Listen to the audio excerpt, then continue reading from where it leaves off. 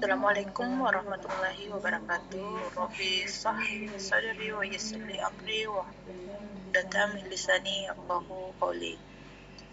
Segala puji bagi Allah yang telah memberi nikmat iman, nikmat sehat, sehingga kita diberi kesempatan untuk belajar di pagi hari ini. Salawat dan salam tak lupa kita curahkan untuk pimpinan kita Nabi Muhammad SAW, Nabi yang telah membawa suri teladan untuk kita semua. Baik, perkenalkan, nama saya Bintul Khair, dapat disapa Ita, owner dari Bumbu Dapur Ita, yaitu produksi rumahan abon ikan dan abon ayam. Hari ini saya diamanahkan membawa materi disiplin eksekusi atau yang lebih dikenal 4DX. Sebelum memantarkan materinya, izinkan saya pantun dulu ya. Burung merpati terbang melayang, hinggap sebentar di atas dahan. Ilmu yang hebat bukan untuk dikenang, tapi untuk dijadikan kebiasaan. Oke, baik, tanpa berlama-lama lagi, langsung saja. Bismillahirrahmanirrahim.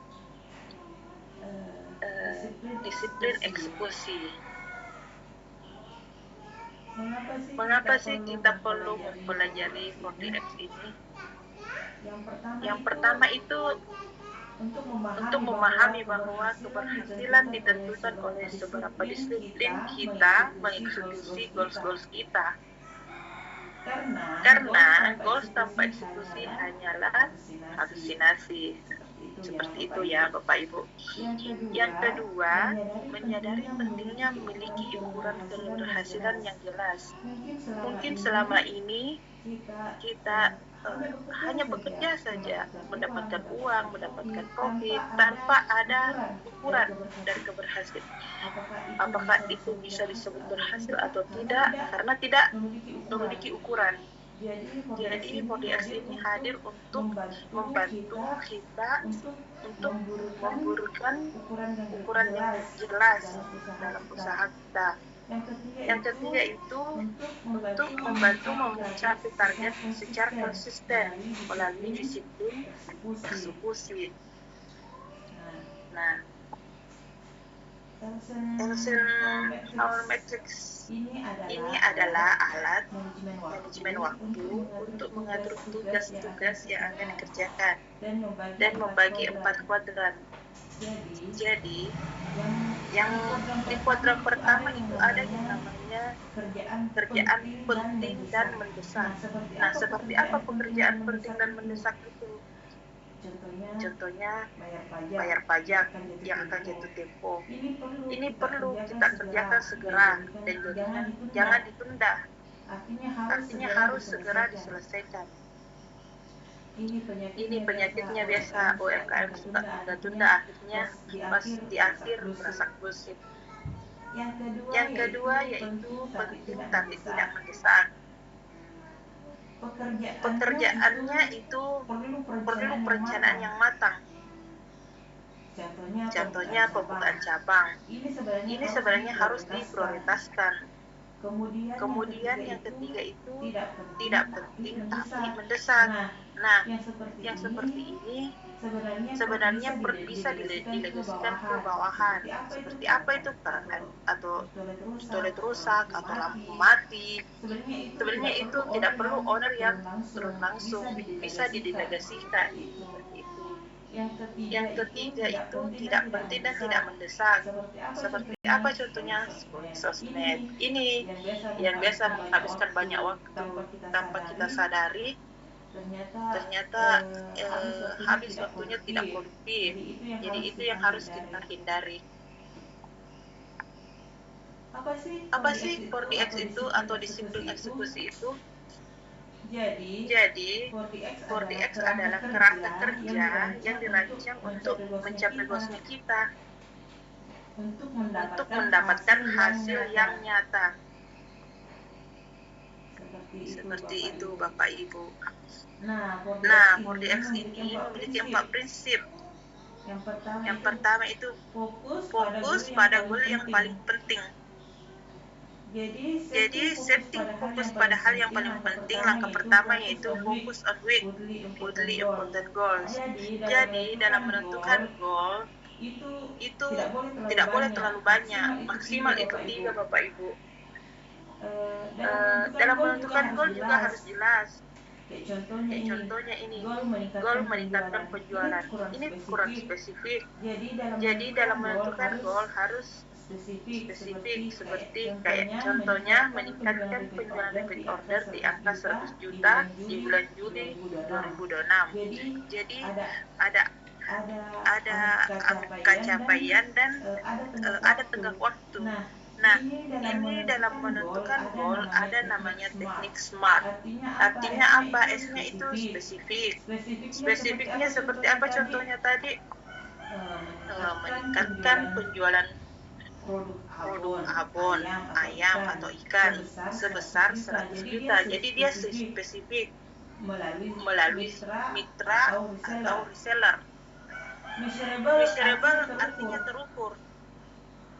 Jadi ada ukurannya 100 juta di bulan Agustus.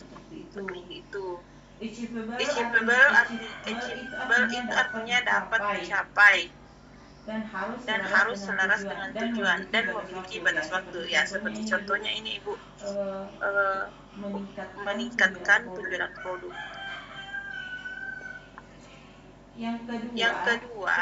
Prinsip yang kedua yaitu eksekusi langkah utama paling berdampak. Nah, eksekusi langkah utama paling berdampak ini bertindak berdasarkan langkah utama. Kita identifikasi apa tadi itu goalsnya, weeknya. Nah, di sini ada yang namanya lead measure dan lag measure. Lead measure itu sebenarnya adalah tindakannya, pengungkitnya. Jadi sebab tercapainya dari lag measure. Kalau lag measure artinya capaiannya.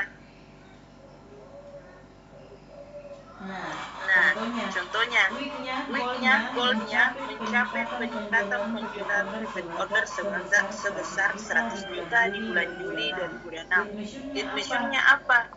Menghubungi kembali customer yang sudah pakai produk di 3 bulan, 6 bulan, 1 tahun untuk menanyakan kendala dan menawarkan produk baru. Nah, ini lead measure artinya dia tindakan yang dilakukan untuk mencapai sesuatu. Sedangkan hasilnya seperti ini, contohnya lead measure 20% dari customer yang dihubungi memberikan respon berupa testimoni, penyampaian kritik, keluhan bahkan repeat order. Jadi bisa dipahami ya Bapak Ibu, lead measure dan lag measure. Ini ada juga contohnya lead measure-nya memberikan produk diskon 10% untuk pembelian offline sejumlah. Nah, lag measure-nya adalah 20% customer offline repurchase dan claim voucher di periode Juli. Jadi ada jelas capaian yang dicapai dari tindakan lead measure.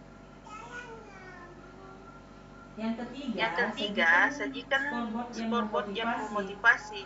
Nah, scoreboard ini contohnya ada pada papan ini. Scoreboard ini biasa juga dipakai di pemilu. Jadi scoreboard ini harus jelas, bisa ditempel, gampang dilihat. Jadi sederhana dan mudah dipahami, terlihat dan mudah diakses. Dan dia juga menampilkan progres perolehan. Kemudian jelas visualnya.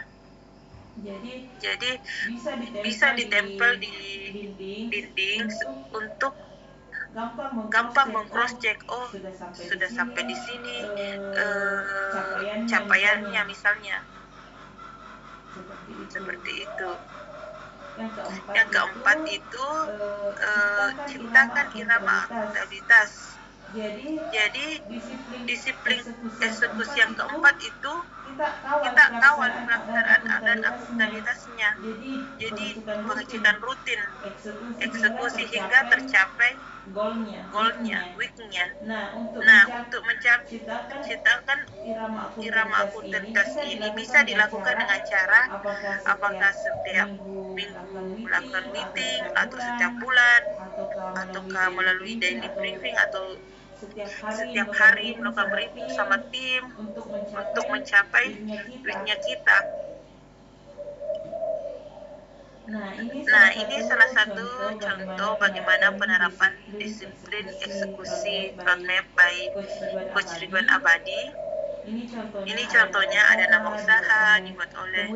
Kemudian ini untuk menentukan goals ini seperti ini. Yang pertama,